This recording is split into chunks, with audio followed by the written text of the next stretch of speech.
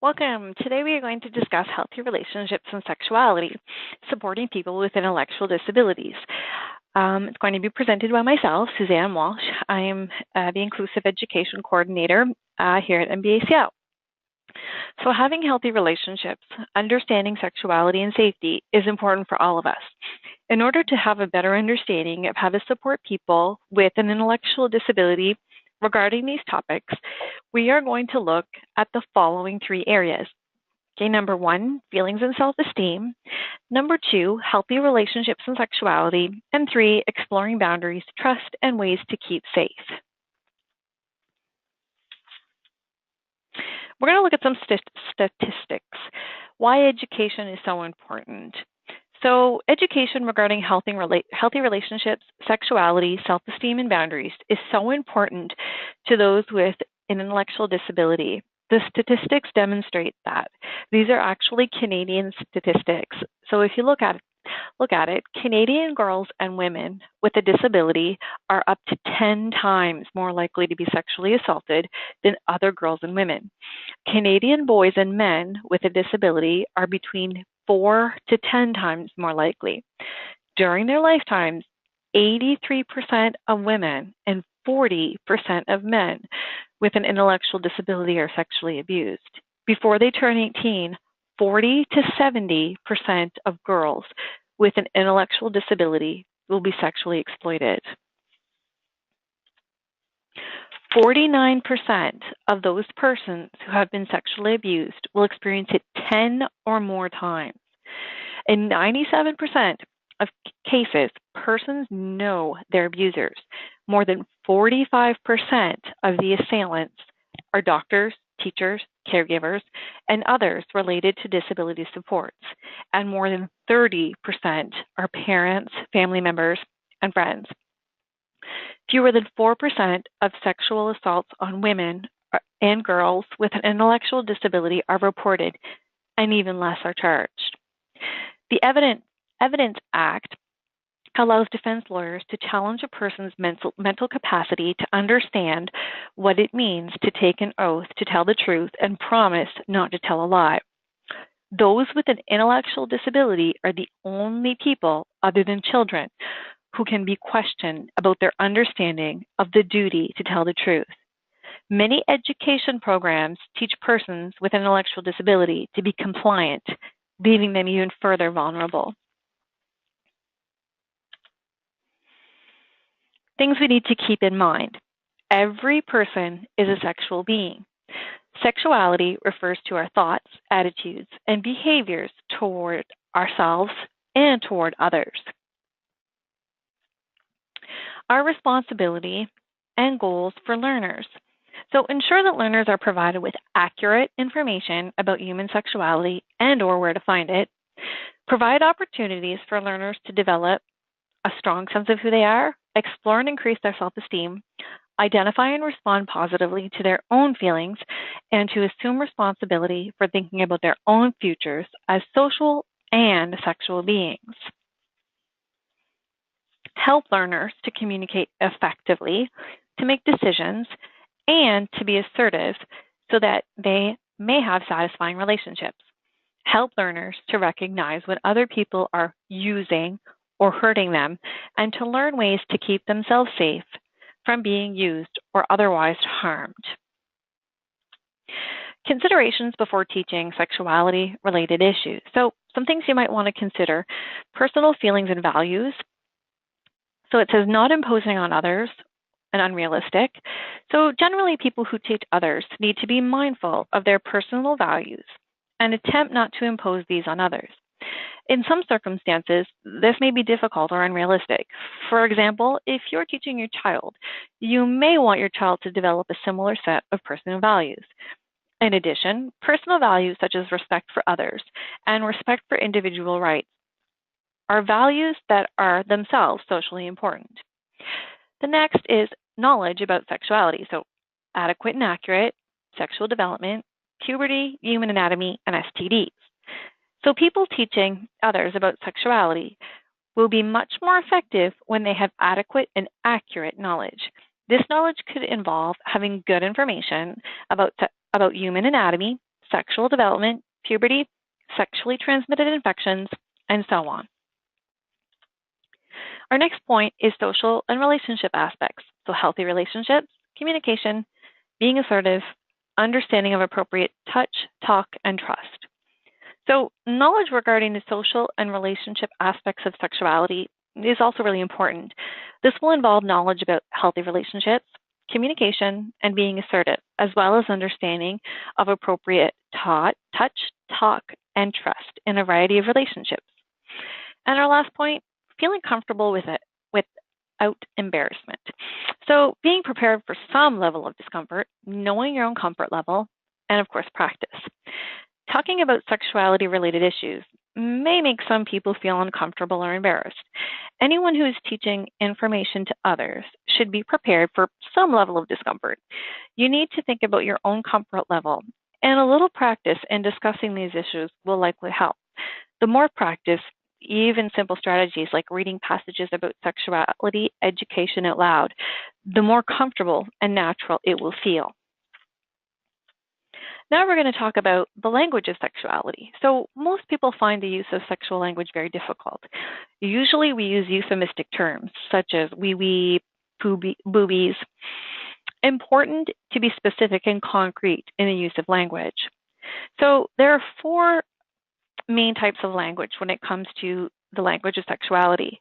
There's medical, childhood, street, and indirect language. So medical language. Children are not taught nicknames for their elbows or knees. So why resort to nicknames for breasts or penis? Teaching real words tells them there's nothing wrong with having or talking about any parts of their bodies. The limitations here are that certain medical terms may be cumbersome, such as nocturnal emissions as opposed to wet dreams. Childhood language. These are words that are generally easy for young children to say, and people feel comfortable using them because they remember them from their own childhoods. Pee is more natural than saying urine. Belly button strikes us as a happy, positive word rather than navel. The limitations with this language. Other childhood words convey great discomfort about sexuality and may prove difficult to unlearn as children grow up. For example, it would be quite inappropriate for an adult male with an intellectual disability to refer to his penis as a wee-wee.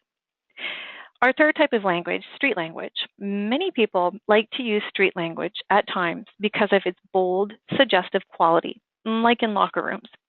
It is the language of the bedroom and sometimes of graffiti. Street language in the form of swear words help many people to release tension and feelings of frustration. The limitations. Individuals will meet with strong disapproval if he or she uses street language in places where it is not appropriate. It can objectify people, females especially, and describe sex as something done to someone rather than with someone. And the last type of language, indirect language. Many individuals prefer indirect language in a number of situations. Example, a little girl is taught down there instead of vulva. Your toes are also down there, and this can be very confusing to individuals. Another example, sleeping together instead of sexual intercourse. So having healthy relationships and understanding sexuality is important for all of us. In order to have a better understanding of how to support people with an intellectual disability regarding healthy relationships and sexuality, we are going to look at the following three themes. We're going to look at feelings and self-esteem, healthy relationships and sexuality, exploring boundaries, trust, and ways to keep safe. So part one, feelings and self-esteem. During part one of this three-part series, I will discuss identifying and responding to feelings, what feelings look like, as well as dealing with and expressing our feelings and emotions. We will also look at awareness of sexual and gender diversity, major stages of development and puberty. The importance of having individuals become concrete learners will be discussed as well. Identifying and dealing with sexual feelings and personal hygiene will be reviewed, along with skills and a few things to keep in mind. So identifying and responding to feelings. So identifying the four major feelings, happiness, sadness, anger, and fear. Recognizing ways in which feelings are expressed. feelings are neither wrong nor right. It is the way we express them that is important. And purpose of feelings, what they are saying to us. So there are 4 major feelings. Depending on your learner, you may want to give them a brief age-appropriate description, an example to go along with each of the major feelings. And you may also want to discuss the purpose of feelings. We can ask ourselves what our feelings are telling us about our current circumstances. The purpose of feelings. We can ask ourselves what our feelings are telling us about our current circumstances or situation. For example, feelings of sadness may help us understand what we care about, and feelings associated with fear help us understand that we may need to take action to protect ourselves. Identifying other feelings, learning that feelings can be managed, identifying and modeling strategies for dealing with feelings in positive ways, recognize that sometimes people may need help dealing with their feelings. Discuss what other feelings the learner may experience or be experiencing. Some examples: excited, surprised, guilty, jealous, hopeful, worried, embarrassed. Learning that feelings can be managed. Learning how to respond to feelings in positive ways can greatly affect how we feel about ourselves and our relationships with others. Feelings are experienced in the context of a variety of situations and how people treat us. Let your learner know that sometimes feelings can be so intense or long-lasting that people sometimes require special forms of help. So what do feelings look like? So they can be expressed through facial expressions, body language, or actions. So facial expressions, an activity. You could ask your learner, what do sadness, anger, fear, and happiness look like? Also, what do sadness, anger, fear, and happiness sound like? Feelings can be expressed through actions as well. A good example, you're at a sporting event and you are excited. You may stand up with your hands in the air and cheer for your favorite team. Dealing with and expressing our feelings and emotions. So we need to realize that this is a lifelong process, is learned by observing others, is a result of interactions with others, a variety of situations, treatment from others, and is a complex issue that may require special forms of help to learn and deal positively with feelings and emotions. Learning to deal with and respond to our emotions is a lifelong process. Many of us learn to respond to our feelings by observing other people. As children, we watch how our parents and other adults express their feelings. This learning may give us both positive and negative examples or models, or ways to deal with our feelings. We need to discuss with our learners appropriate ways to deal and express our feelings and emotions. Now we are going to look at awareness of sexual and gender diversity. So sexual orientation tells us about attraction. Gender identity tells us about who someone is, and sex tells us about physical anatomy. Everyone has each of these 3 characteristics. None of these characteristics is more important than any other. Some learners may identify as male or female. However, we must remember that some of our learners will not identify or fit into one category. We need to let our learners know that it is okay to be who they are and to feel how they feel about themselves when it comes to sexual and gender diversity. We must discuss with our learners that some may identify as he, she, or they, which is gender neutral. There are organizations such as AIDS New Brunswick and sexual health clinics through Vitalité or Horizon Health Networks that can provide extra support to our learners, their families, and schools if needed.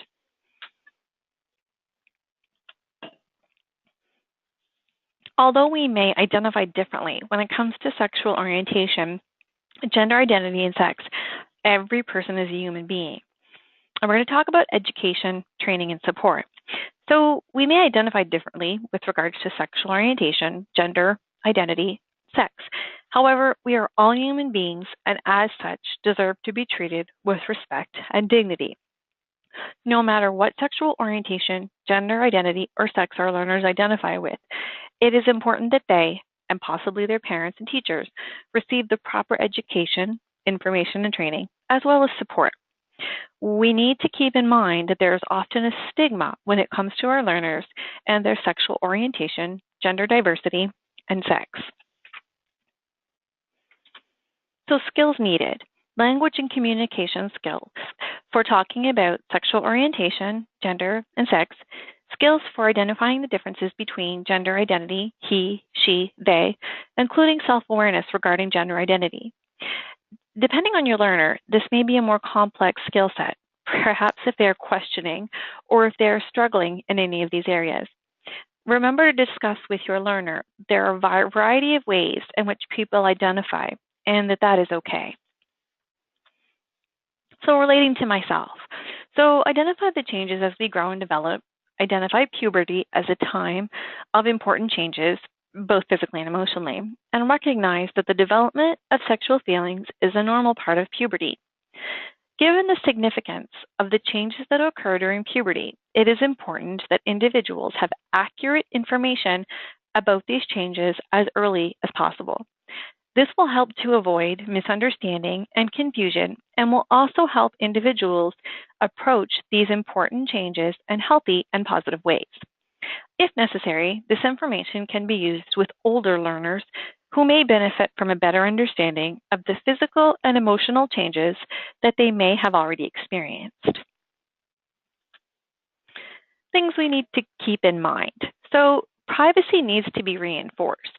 Make sure that the learning takes place in a private setting. This will be a place where learning can take place without being interrupted and where people feel safe and as comfortable as possible talking about private issues. The second thing is to reinforce ground rules for learning. It is important that everyone feels safe and comfortable.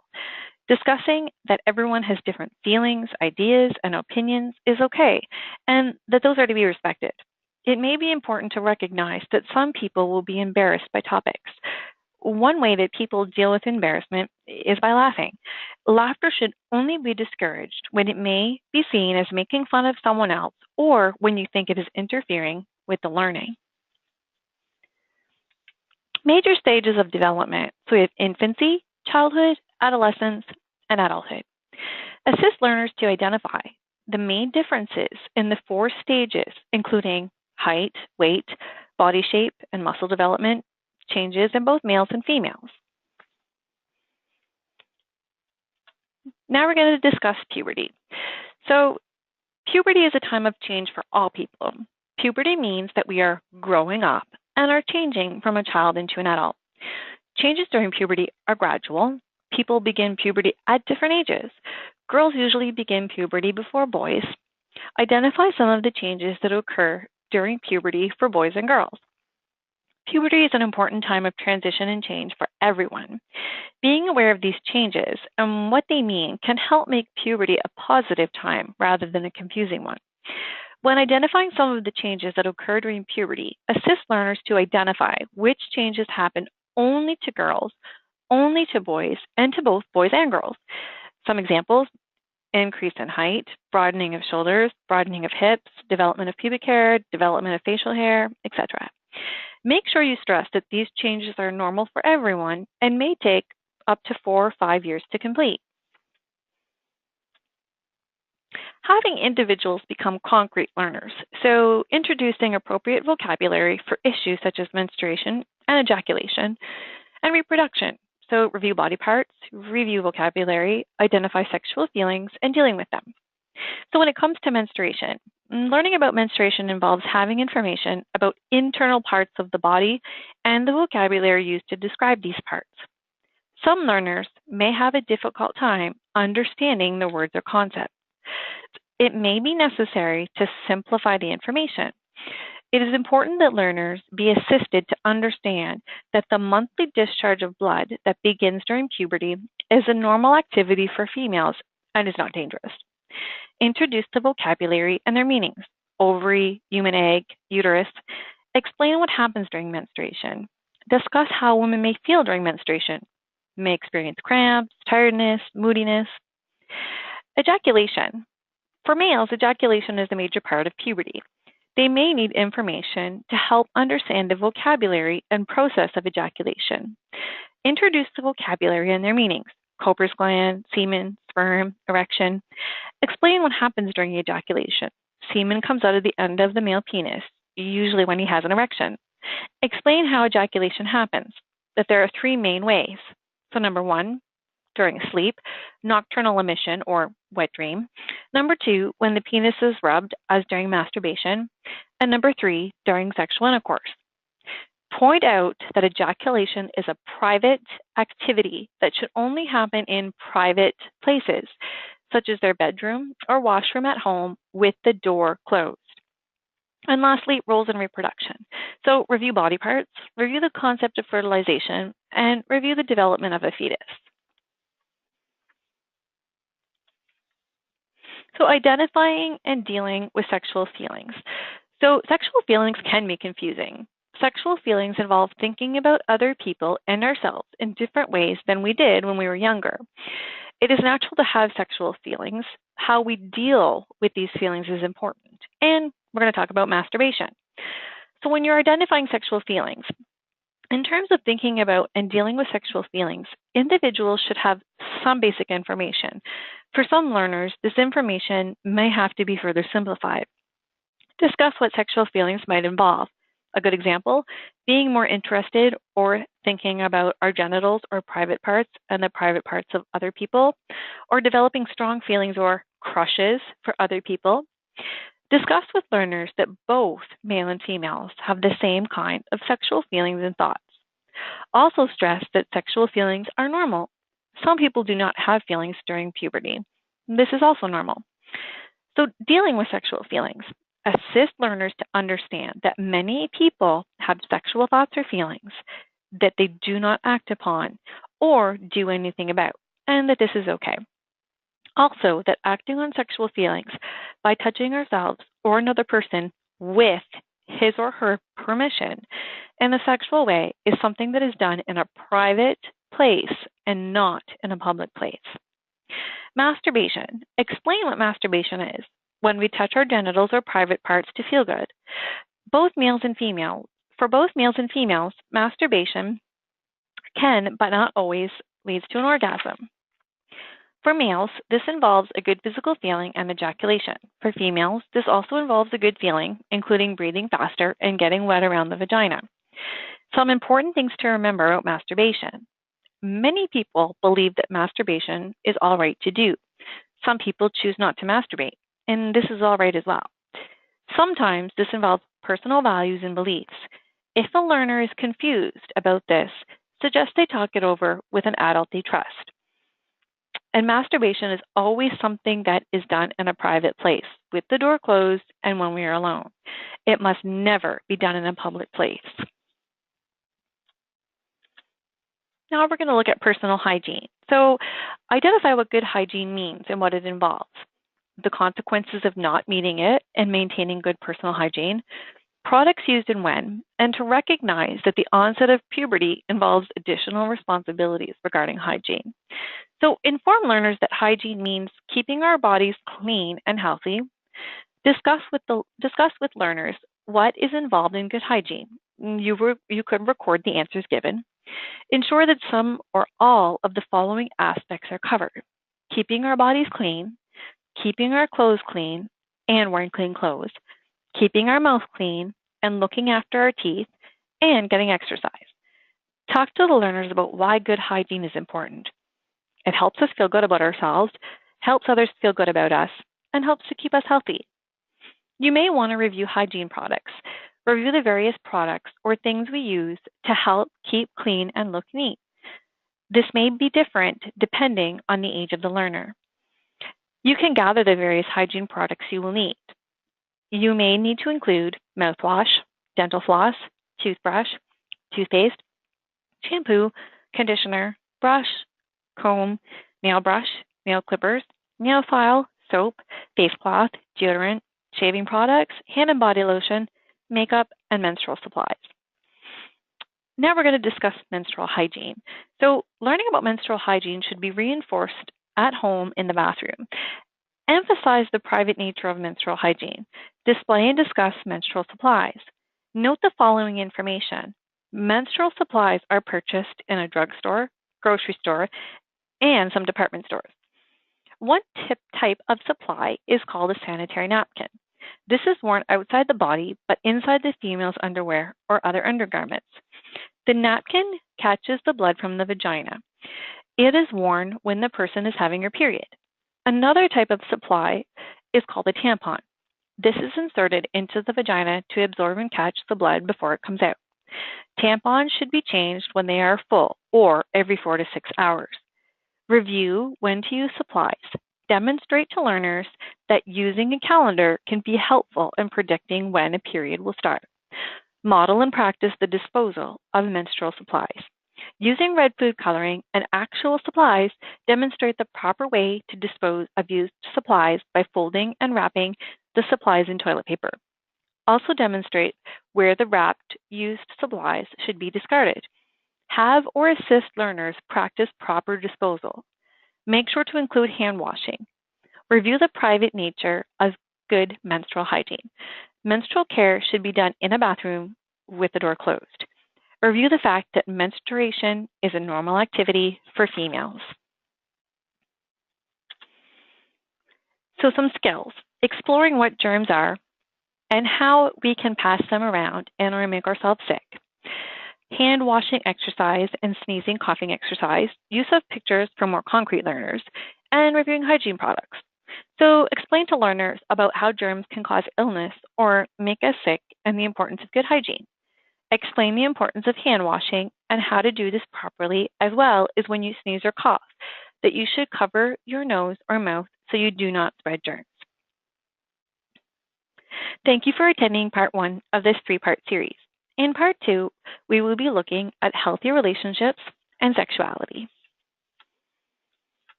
Part 2, healthy relationships and sexuality.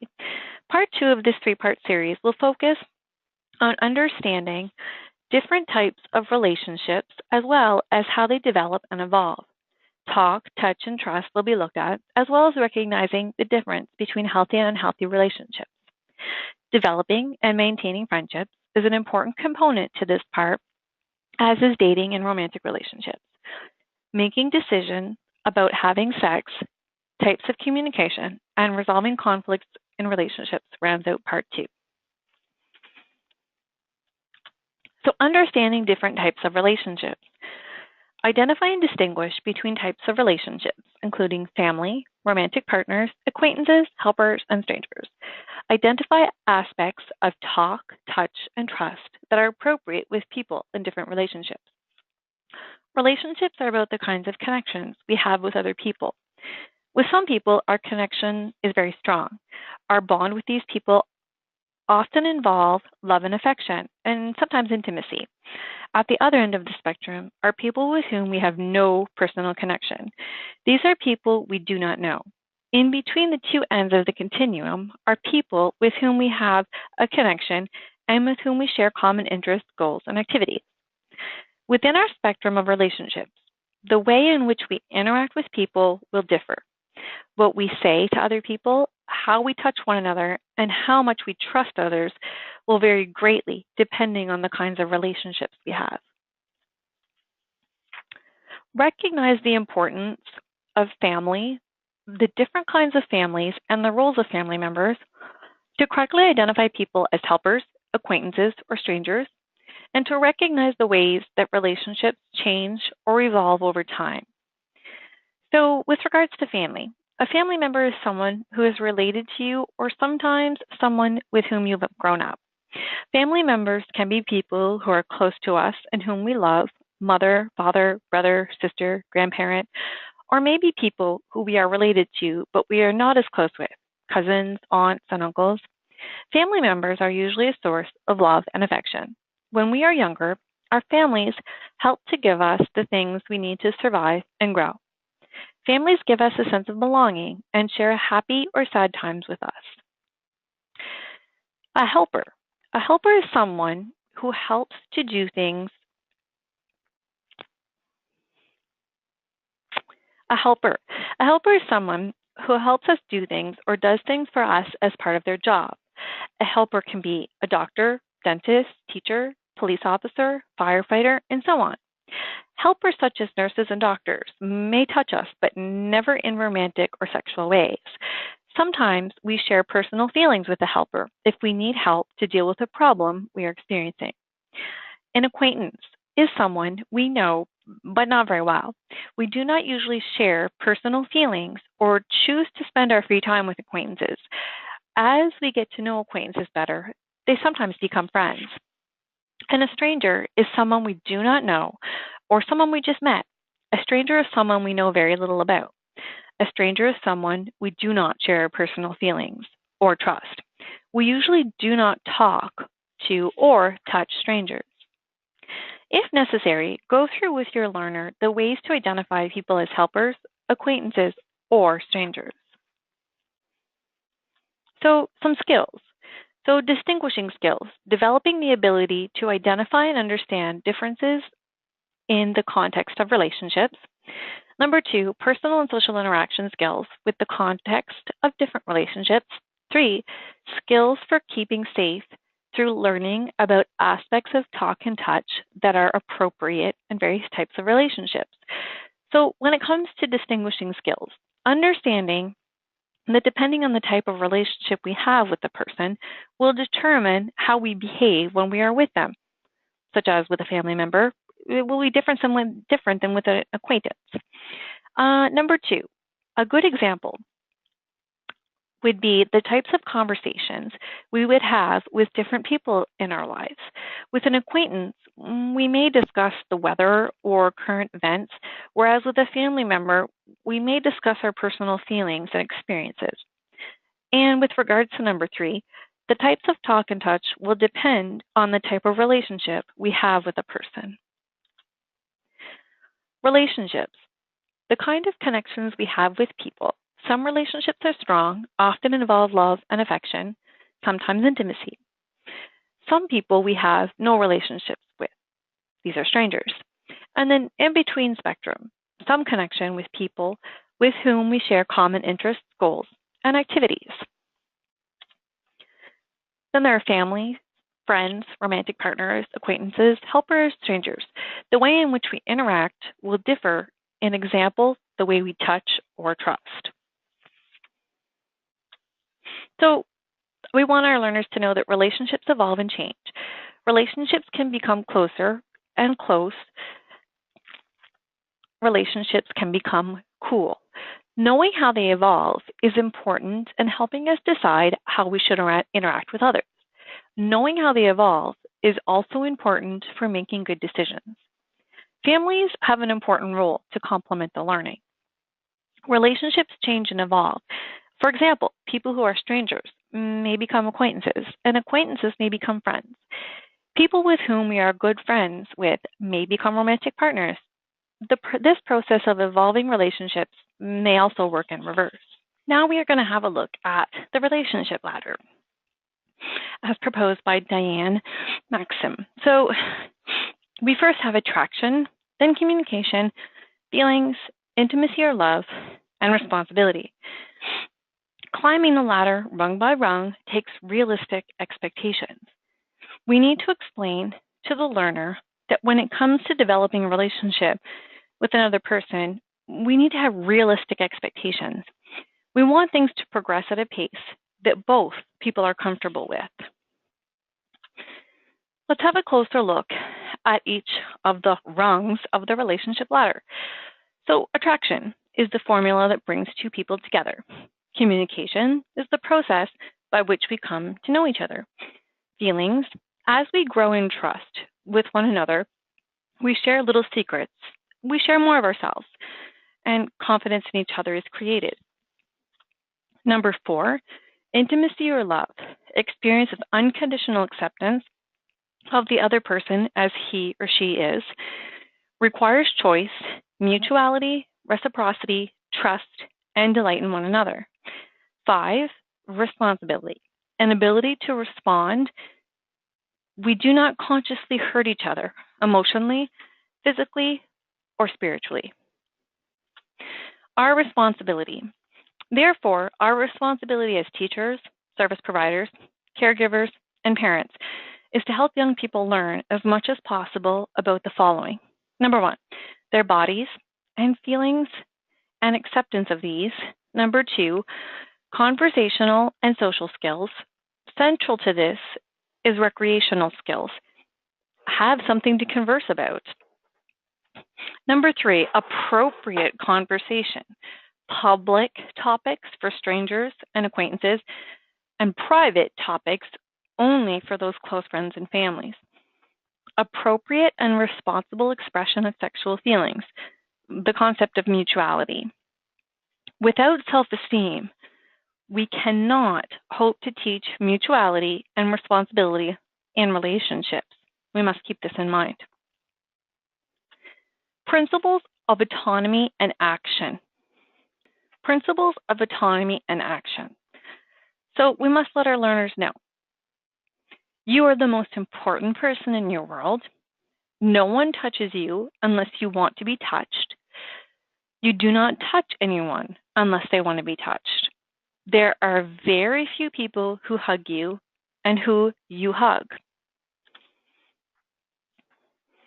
There are a few more people you give far away hugs to, friendly but not intimate. You shake hands with acquaintances when you are introduced to someone. You wave to children and nod to people with familiar faces. You have business touch with community helpers. You do not touch strangers. Strangers do not touch you. You decide who can touch you. You decide when to say stop and when to walk away. Talk, touch, and trust. Important what we say and how we say it. How we touch one another and how much we trust one another within the context of different types of relationships. Example, close family member versus a stranger. Appropriate and inappropriate touch. Discerning what it is. What helper may touch us. What parts of the body would be appropriate for different helpers, medical doctors, dentists, physiotherapists, eye doctors, personal attendants, firefighter, to touch. Important to learn what helpers may touch us and where, and giving permission to touch. Recognizing healthy and unhealthy relationships. So assist in recognizing that sometimes relationships can be healthy, positive, and enjoyable, and sometimes they can be unhealthy, negative, and hurtful. Recognition of aspects that are healthy and unhealthy, rights that each person has as part of healthy relationships, and what to do upon realizing a relationship is unhealthy. So some skills needed. Skills needed to distinguish between healthy and unhealthy relationships. Skills for assertiveness and personal safety. So some constructive elements with regards to relationships include self-esteem, responsibility for self, flexibility, trust, honesty, and communication.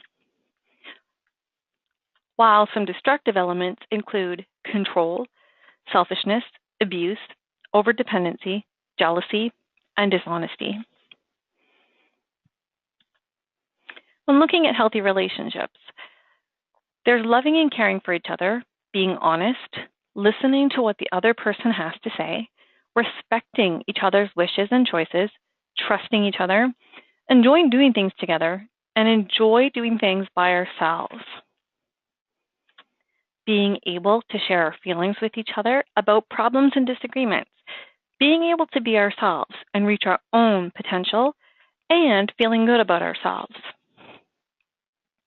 Unhealthy relationships, being selfish or thinking about ourselves, not being honest with each other, hitting or talking to another person in ways that are hurtful, not respecting each other's wishes and choices, being jealous or angry when someone talks or spends time with other people, feeling that we need to be with the other person all the time in order to feel happy, not being able to talk or otherwise communicate with each other, feeling unhappy when you are with someone and happy when you are not with that person.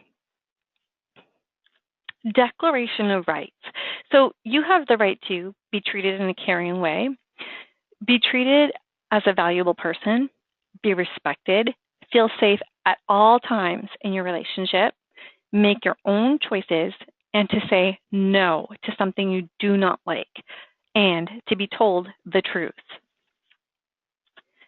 Rights versus responsibilities. We have the right to healthy relationships, and we also have the responsibility to ensure that we treat others in the same way. Developing and maintaining friendships.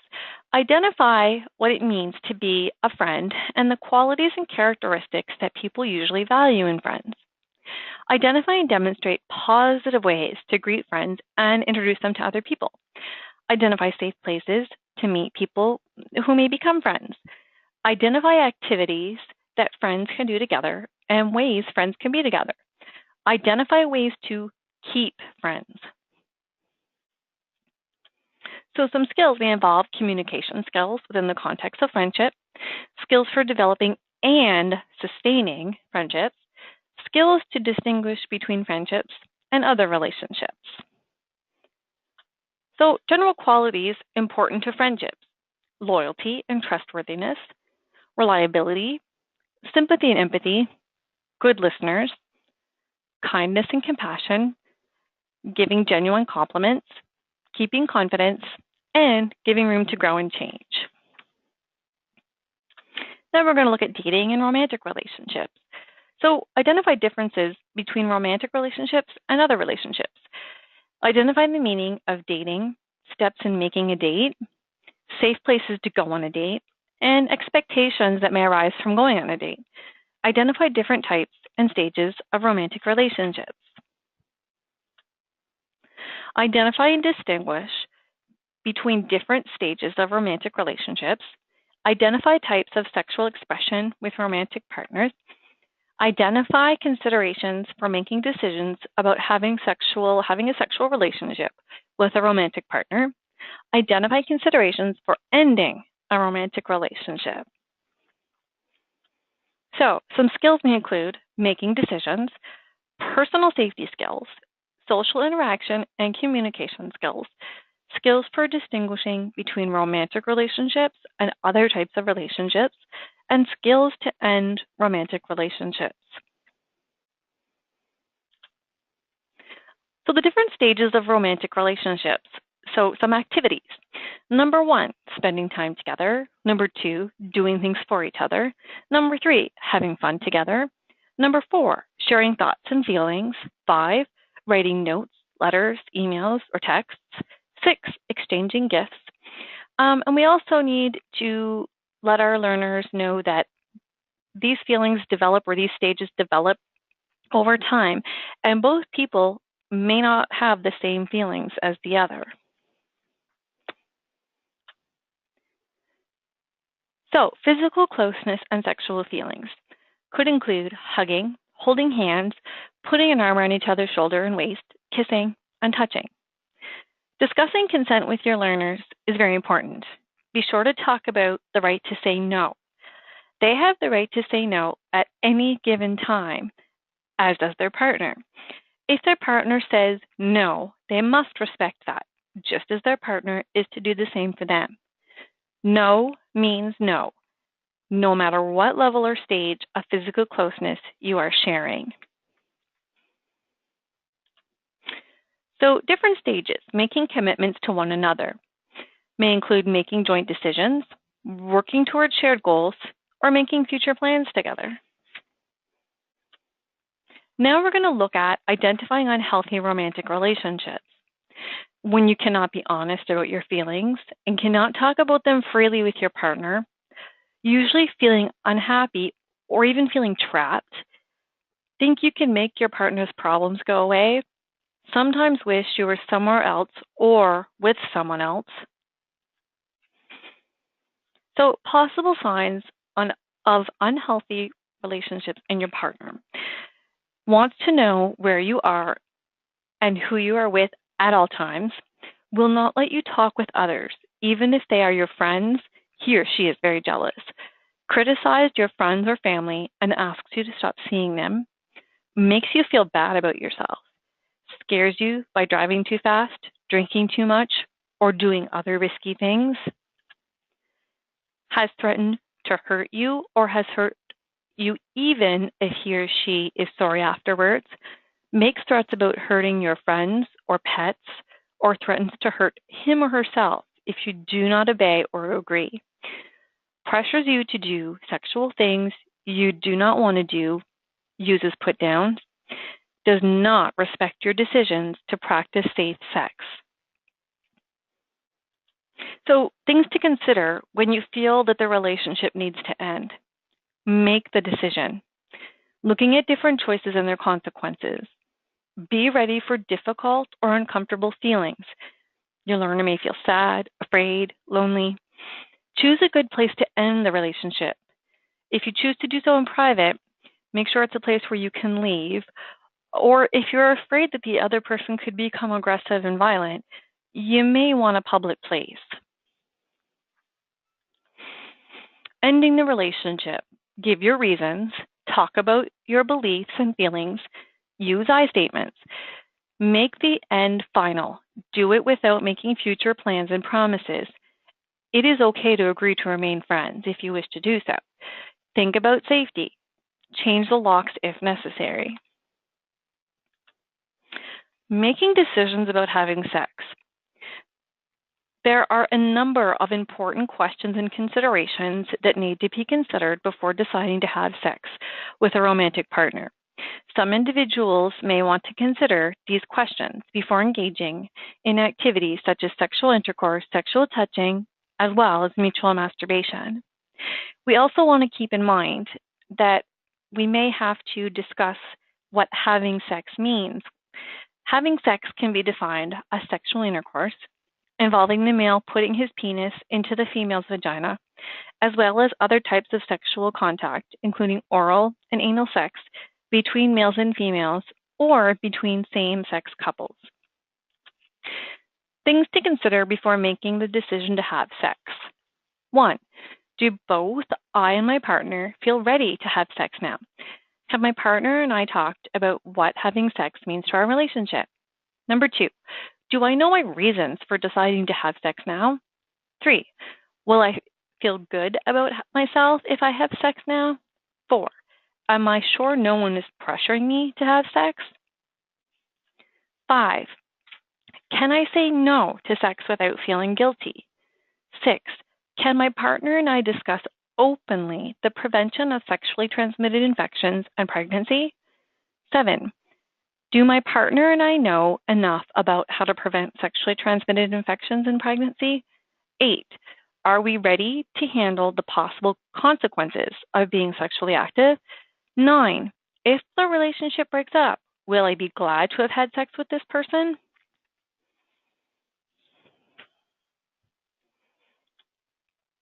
So, communication and relationships. Recognize the importance of communication in developing and maintaining healthy relationships. Identify different ways of communicating in relationships. Identify and demonstrate ways of communicating without using voices. A few examples are body language, facial expressions.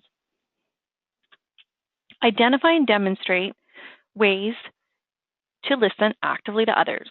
Identify and demonstrate ways to communicate assertively with others. Identify and demonstrate ways to deal with conflict in relationships. Some skills that may be needed: general communication, active listening, communicating in assertive ways, and skills for personal safety. Types of communication: body language, being an active and effective listener, showing you value people, learning to express feelings and knowing what it takes to resolve conflict. Identify ways to communicate with our bodies. Explore nonverbal communication. Nonverbal communication. Sometimes the use of body language to send messages is done without a lot of or any afterthought. We often express our feelings or emotions through a variety of facial expressions and body stances. This can happen without us wanting it to or even knowing that it is happening. Identifying and understanding nonverbal communication is sometimes difficult. It means that we need to be able to interpret what another person is telling us through a variety of expressions, gestures, postures, and so on. While sometimes difficult, it is an important part of communication in many different types of relationships. Active listening, what it involves: listening respectively, making eye contact, being aware of your own body language, paying attention to the feelings that the other person is expressing, being careful not to interrupt, and trying your best to understand what another person is saying. Ask them to repeat or say something in another way if you're having a hard time understanding. Listen carefully to all people. Practice and reinforce. It may be helpful to model each of the skills.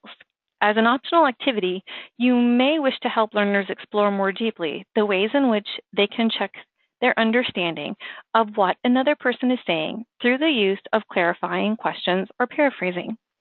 The reinforcement and practice of these skills may be particularly useful for individuals who may have difficulty understanding words and concepts. Assertive communication. People who use assertive communication treat others with respect and expect to be treated the same way. They are more effective at asking for what they want and at saying no to things they do not want. Assertive communication is expressed by making eye contact, sitting or standing straight but relaxed, using a firm and usually pleasant tone of voice, not too loud, using statements or sentences that begin with I when talking about what you want, like, or do not like. Again, people who use assertive communication treat others with respect and expect to be treated the same way. They are more effective at asking for what they want and at saying no to things they do not want. You may want to present your learner with a situation or two and have them practice using assertive communication. Conflicts in relationships. People sometimes have arguments or disagreements with each other. This is a normal part of relationships. Conflicts in relationships happen when people have disagreements or arguments with each other. Sometimes disagreements or arguments can be over small things or bigger things. Arguments or disagreements can happen in a variety of different types of relationships. In healthy relationships, arguments and disagreements are often worked out or resolved because people communicate with each other effectively and are willing to compromise. Give an example of the difference between disagreements or arguments over small things or bigger things. So an example for a small thing might be what TV show to watch or what to have for lunch. And an example of a bigger thing might be whether or not to move or to have children. Resolving conflict in relationships. So the steps in resolution. 1, each person states his or her point of view about an issue. 2, each person states back what the other person said to acknowledge the other person's point of view. 3, work out an agreement, if possible. Working out an agreement does not always mean we get what we want. Compromises. Working out an argument does not mean that we should be forced to do things we do not want to do. We have the right to say no. Working out an agreement sometimes means we make compromises because we see and appreciate the other person's point of view. Resolving conflict requires that people be honest with each other about what they think or feel about issues. Thank you for joining me for part 2 of this 3-part series. In part 3, we will be discussing the exploration of boundaries, trust, and ways to keep safe.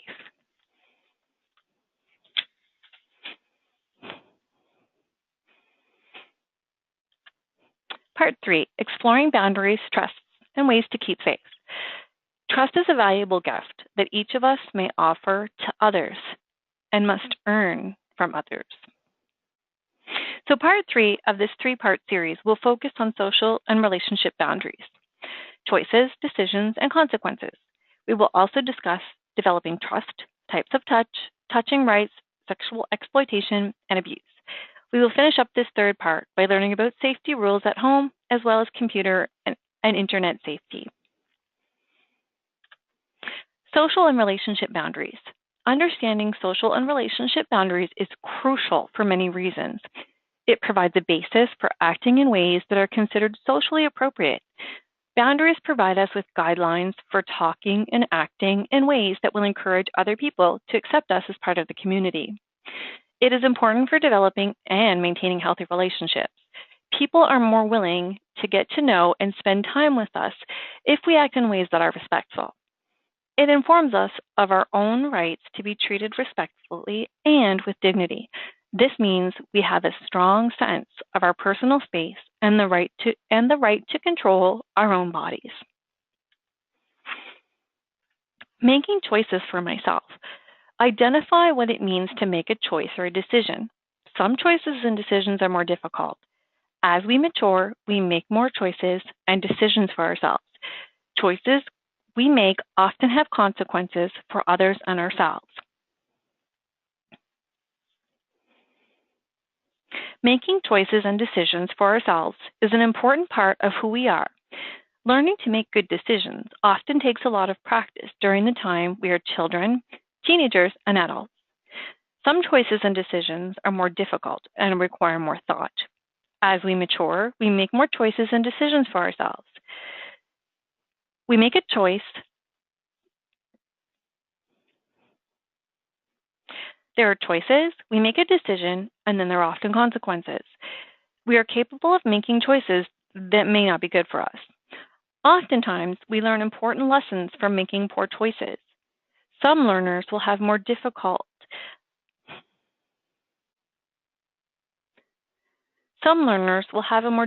time than others making choices and decisions. Some people require more time to make decisions. This needs to be respected. What is a decision? It's about choosing between two or more different things or activities, making up our mind about what to do or say, sometimes based on what we like or do not like, sometimes based on our feelings about different things or people, sometimes based on what we think is right or wrong. Remind learners that even as we learn to make our own decisions, we often rely on other people to help us. This is a natural part of having healthy relationships, particularly with people we trust. It is sometimes important to get help with making decisions. We may be confused by a situation, or we may just be unsure of what to do. It is natural for all people to look to others for help. Even though we may ask others for help, we still have to make our own decisions. Choices. Making good choices and decisions teaches taking responsibility for ourselves, helps us become more assertive and less vulnerable, helps us develop positive and healthy relationships with others. Practicing good decision-making is the key, and it must happen in all environments, home, school, and other environments as well. Consequences. Consequences are things that may happen when we make decisions or choices. Some consequences may be good for us or other people, bad for us or other people, harm us or other people in some way. There can be consequences for a variety of types of decisions that may seem easy to make or more difficult to make. Making good decisions for ourselves often involves thinking about what might happen if we make a particular choice. Getting help with decisions. When we are unsure, when we need help, when we have to make a decision on something for the first time, when we have strong feelings, when the decisions we have to make will also affect other people. So who could we ask for help? Ask people you trust or people you know who care for you. This could include a mother or father, brother or sister, a grandparent, an aunt or uncle, a close friend, or a teacher. Developing trust. When young, we tend to trust others unconditionally. As we grow older, we learn that some people are not reliable and, in fact, may do things to hurt us. They are not trustworthy. We need to learn about trust over time. We need to move from being someone who trusts absolutely to someone who trusts conditionally. We may want to let our learners know that trust is having the belief and confidence that another person will be honest and reliable. And there is a shift that has to take place from trusting everyone to only trusting some. Learning to dress conditionally is an important social and personal safety skill. It involves critical thinking and asking questions about our relationships with others. For some, critical thinking is difficult. However, basic skills can be learned. Our learners may have a hard time deciding who to trust and at what level. How is this making me feel is a good question to ask ourselves. Good or bad? Trust your feelings. The more people we have in our lives that we trust, the safer we are. For example, if you aren't present for an activity or social event, people will notice. We need to give our learners opportunities to make friends so that they can develop this trust and, in turn, be safer. Now we're going to look at types of touch. To the fullest extent possible, learners should understand when it is okay to be touched and when it is not. Talk with learners about touching and how it is a very important part of our relationships with other people.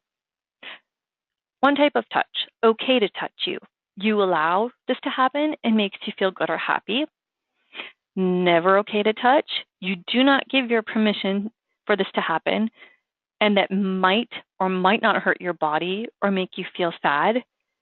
Confusing touch. You are not sure about or makes you feel worried or uncertain. Some types of touch can be confusing to our learners. For example, having a pap test, mammogram, or prostate check. Have a nurse present and explain that you understand that this is a confusing touch and explain why it is happening for health reasons. Okay, never okay, and confusing touch. Sometimes a touch may be okay or never okay, depending on who does it and how it happens. Often, this will depend on whether we give our permission for the touch to happen. Remind learners that different types of touching may be okay in certain relationships or with certain people. For example, if a doctor touches our private parts as part of a medical examination, this would be okay touch. If a stranger or acquaintance touches our private parts without our permission, this would not be okay touch. It might be helpful if the learner is told step by step what is happening. Example, during medical examination. Often, if you see changes in your learner's behavior, this is a good indicator that something may be off. Touching rights. Remind learners that every person has rights and responsibilities when it comes to touching. Our rights include to be touched only in ways that are okay and respectful, to be touched in a sexual and affectionate way only with your permission, never to be touched in a violent way, except by choice, like when playing a contact sport, such as football. Never to be touched in a way that is never okay. Remind learners that if someone touches them in a way that is never okay, it is not their fault, but the fault of the other person. Explain to them that just as we have touching rights, we are also responsible for the way we touch others. It's important for our learners to have a sense of self and self-esteem.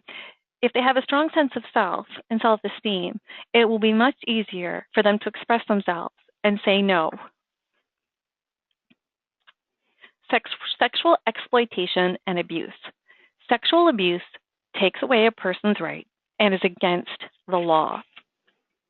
Examples: when someone touches your private parts, when someone gets you to touch their private parts, when someone looks at your private parts, when someone gets you to look at their private parts, oral, anal, or sexual intercourse without permission, when someone takes pictures of you without clothes on, when someone takes pictures of you without clothes on, when someone talks to you about sexual things. Learners need to learn to trust their instincts. It is okay to be curious, but to violate someone else is a problem. Exploitative and non-exploitative. When we need help getting bathed, clothed, cleaning up after using the toilet, when a doctor is examining our private parts, when, as adults, we decide to share our private parts with someone we care deeply about, boyfriend, girlfriend, partner. For learners, in these examples, touching is done with our permission, and this touching is okay. Exploitation is wrong even if the person is older and bigger, the person has done or promises to do favors or buy gifts.